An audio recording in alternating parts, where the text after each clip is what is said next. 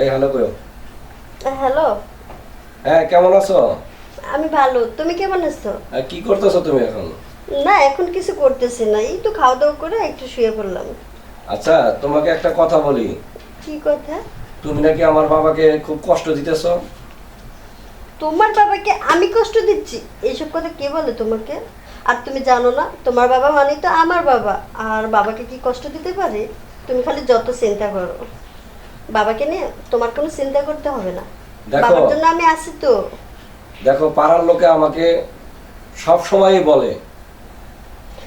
পাড়ার লোক? আরে তুমি জানো না এই এলাকায় আমাদের কত শত্রু, আর আমাদের তো ভালো ওরা চায় না। হ্যাঁ, তুমি এইসব নিয়ে কোনো টেনশন করো না তো।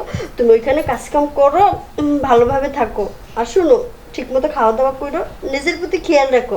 আর বাবার জন্য তো আমি আছি, এত চিন্তা করতে হবে না। বাবা কোথায় আছে? বাবা ওই তো পাশের রুমে শুয়ে রয়েছে। খাইছে? হ্যাঁ বাবা খাইছে, আমি নিজের হাতে বাবাকে খাইয়ে দিয়ে তারপরে আসলাম। বাবার সাথে কথা বলবা? না না থাক, এখন আর কথা বলার দরকার নাই, বাবা এখন ঘুমাচ্ছে, বাবা ঘুমাক, পরে কথা বলে দিব। দেখো আমার বাবাকে তুমি কষ্ট দিও না। না না, বাবাকে কষ্ট দিব কেন? বাবা তো আমারই বাবা না। সেটাই যেন মনে থাকে। আচ্ছা ঠিক আছে। আচ্ছা আচ্ছা রাখি দিই এখন। আচ্ছা, আল্লাহ হাফেজ, ভালো থেকো। বাবা বাবা, খবরটা ওরে দিল কে? একটু লাগে তো ধরা পড়ে গেছিলাম। যাই হোক, কিছু বুঝতে পারেনি। বুইড়াটা আবার কিছু কইলো না তো? দেখি তো বুইড়াটা কই আসছে।